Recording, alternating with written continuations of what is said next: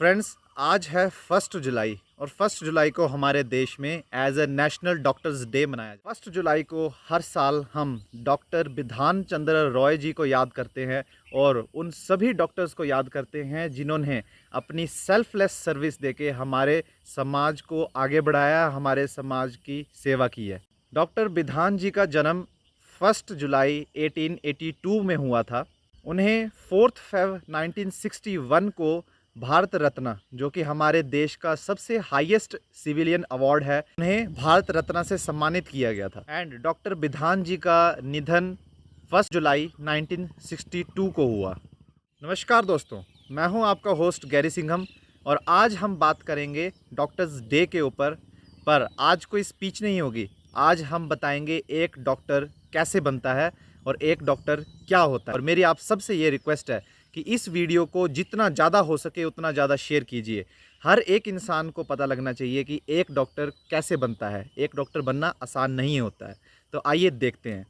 मुश्किल और लंबे सफ़र की शुरुआत होती है नीट से, नीट अंडर ग्रेजुएट से, जिसके अंदर 16 से 17 लाख बच्चे इस एप्लीकेशन फॉर्म को भरते हैं और उसमें से केवल 83,000 अप्रॉक्स स्टूडेंट्स हैं जो मेडिकल कॉलेज MBBS में सीट ले पाते हैं। अगर मैं परसेंटेज की बात करूं तो ये परसेंटेज सिर्फ 4.8% है, जो कि है बहुत ज़्यादा कम। हैवी कॉम्पिटिशन होता है। हैवी कंपटीशन, टफ कंपटीशन को लड़ने के बाद बच्चे परस्यू करते हैं MBBS का कोर्स। और जिन लोगों को नहीं पता MBBS के कोर्स के बारे में, MBBS का कोर्स होता है 4.5 साल का और 1 साल की इंटर्नशिप भी साथ में करनी पड़ती है। अगर मैं सब्जेक्ट्स की बात करूं कि कौन कौन से सब्जेक्ट पढ़ने पड़ते हैं, तो वो सब्जेक्ट हैं anatomy, biochemistry, physiology, community medicine, forensic medicine, pathology, pharmacology, microbiology, clinical postings होती हैं, OPDs, psychiatry, dermatology, obstetric gynaecology, paediatrics, surgeries के सब्जेक्ट और उसके साथ में आने वाले और भी सब्जेक्ट्स, एनेस्थेसियोलॉजी, रेडियोलॉजी, ऑप्थाल्मोलॉजी, ये सभी सब्जेक्ट 19 के 19 सब्जेक्ट्स जो हैं इन बच्चों को पढ़ने पड़ते हैं और दिन रात मेहनत करके ये इनको पढ़ते हैं। 4.5 साल के अंदर सारे सब्जेक्ट्स कंप्लीट करते हैं। सारे के सारे सब्जेक्ट्स अपने आप में ही काफ़ी ज़्यादा वास्ट हैं। इन सभी सब्जेक्ट्स को पढ़ना है, समझना है और फिर उसके बाद उसको अप्लाई करना है। ये है MBBS। तो फ्रेंड्स, अभी कहानी ख़त्म नहीं हुई है। अब बारी है इंटर्नशिप की, सबसे ज़्यादा मुश्किल पार्ट MBBS का, जिसके अंदर हर एक स्टूडेंट अपनी ड्यूटी देता है। कभी कभी तो 24 से 48 घंटे तक की ड्यूटीज़ होती है और वो भी बिल्कुल मिनिमम से मिनिमम वेजेस के अंदर, जो कि 10 से 20 हज़ार के बीच में होती हैं। हर स्टेट टू स्टेट डिफरेंट करता है।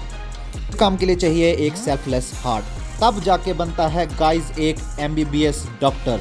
उसके बाद भी बनने के बाद दिन रात वो पेशेंट्स देखता है, पेशेंट्स की सेवा करता है, अपने आप को देश को समर्पित करता है। अभी कहानी ख़त्म नहीं हुई। इसके बाद आता है MD और MS। ये पोस्ट ग्रेजुएट बड़ी डिग्रीज़ हैं जो कि MBBS के बाद की जाती हैं। तो इस रफ पढ़ाई को करने के साथ साथ डॉक्टर्स हॉस्पिटल्स में, समाज में अपनी सेवा देते रहते हैं। सेल्फलेसनेस का एक एग्जांपल सेट करते रहते हैं और इंडिया की इतनी हैवी पॉपुलेशन और हैवी पेशेंट लोड को संभालते हुए पूरी दिन रात अपने एक करके पेशेंट्स की सेवा करते हैं, अपनी सोसाइटी में अपना योगदान देते हैं। बट क्या है सच्चाई हमारे समाज की, आइए उसको देखते हैं। बहुत ज़्यादा दुख होता है ये देखकर जब एक मेहनती डॉक्टर दिन रात सेवा करके किसी पेशेंट को बचाने की कोशिश करता है पर क्रिटिकल के पेशेंट नहीं बच पाता है, तो समाज के कुछ एक बुरे लोग उन डॉक्टर्स के ऊपर अत्याचार करते हैं, मारपीट करते हैं और हमें इस टाइप की तस्वीरें इस हमारे समाज में TV में देखने को मिलती हैं। और ये गाइस बहुत ज़्यादा बुरी बात है, हमें इस चीज़ को रोकना है।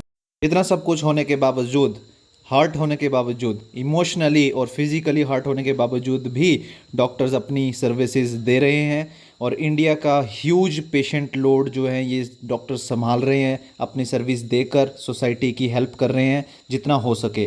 कोविड-19 के टफ़ टाइम्स के बावजूद भी ये डॉक्टर्स हमारी सेवा में हमेशा हाजिर हैं। आप हॉस्पिटल्स में जाएंगे, डॉक्टर्स को ड्यूटी करते हुए देखेंगे।